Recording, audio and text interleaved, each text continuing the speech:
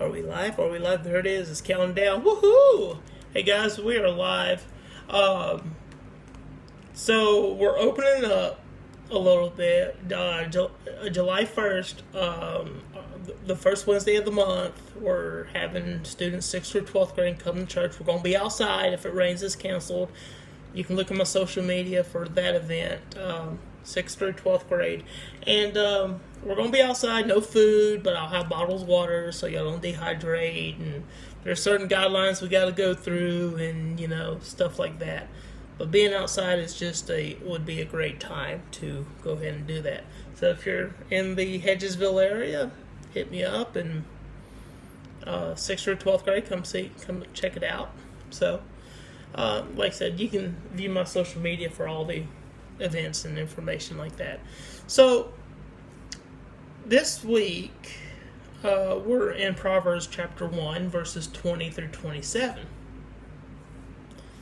Verses 20 and 21 says this: Wisdom calls out in the streets. She raises her voice in the public square. She cries out above the commotion. She speaks at the entrance of the city gates. Now, there's a literary device called personification. Personification is giving human qualities something that is not human. Wisdom calls out on the street, raises her voice, cries out above the commotion, speaks at the entrance of the city gates. So you see, wisdom is doing this. And this is King Solomon saying this. King Solomon, who knows about wisdom, saying wisdom is like that woman. Wisdom is calling out, and you're not listening. Now, here's a fact about women, especially in the Old Testament. Women, they were second-class citizens. They didn't have, they weren't at equal footing as men. They were, not educated. So that's the way the culture was in this text of the Bible. They were treated that way. So it's interesting that he puts wisdom as a her in these verses. Wisdom calls out on the street. She raises her voice. She cries out. She speaks at the entrance. So it's amazing that, to kind of put context on this, that here he is calling wisdom a she, and nobody will listen. Nobody will listen. So wisdom, like I said, back in that, they didn't listen to women. So we have these people who are not listening to wisdom. And it's funny, I was just on my Zoom Bible study, and verses 21 says, she crawls out above the commotion. She speaks at the entrance of the city gates. And what I view whenever I hear those words, the entrance of the city gates, it's like going to Universal or going to Disney World or going to any theme park or to a concert. You ever notice the gates is about where you see most of the people? Yeah, the entrance of the city gate, people going in, people coming out, people going in, people coming out. More people are at that gate. So you're seeing all those people, and wisdom is right there, and nobody's paying attention to wisdom. So he puts wisdom as personification. Verses 22. How long, foolish one, will you love ignorance? How long, you mockers, enjoy mocking, and you fools hate knowledge? Guys, we all can use a little bit of wisdom. That's why we read the Bible. That's why we seek advice.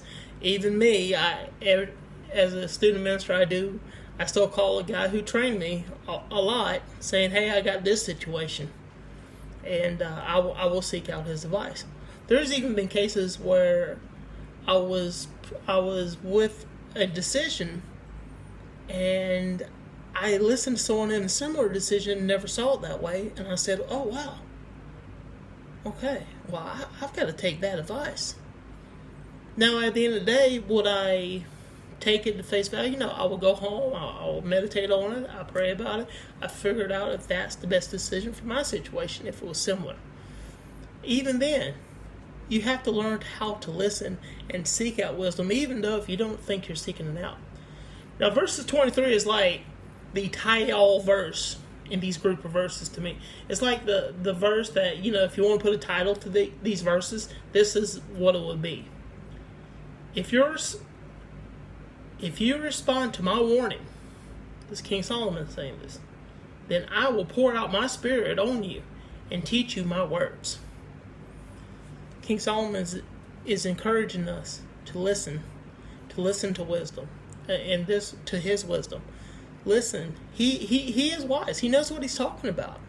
King Solomon knows what he's talking about, and he's urging us to please listen. Please, and here's some reward. Verses 24 and 25 is like the cause of the cause and effect. Two verses I like to share with y'all. Since I call out and you refused, extend my hand and no one paid attention, since you neglected my counsel and did not accept my correction. That's the cause. Alright? King Solomon said, called out and you refused. Extended my hand, you didn't pay any attention. You neglected my counsel, you did not accept my correction. Alright, well, here's the effect of it. I, in turn, will laugh at your calamity, and I will mock when terror strikes you. When terror strikes you like a storm, and your calamity comes like a whirlwind, when trouble and stress overcomes you. This is what's going to go on when we don't listen to wisdom. Guys, wisdom is a thing that we need to listen to, not only through God, but also through older Christians and older people who have that spirit with God, who have that relationship with God, who has that meaningful... I have a lot of men that I listen to that have a great relationship with God and who is wise, who's got at least 20 years on me or something. I listen to those men, and that's what King Solomon is telling us. You need to listen. You need to listen to the Holy Spirit. Now I got two takeaways from here. Find that person you trust, that Christian person you trust, to give you that wisdom. Find that Christian person that you will listen to, that you trust with all your stuff. Find that person. Find a person like that possibly don't have, that person probably doesn't have to say, hey, listen to me. Find that person.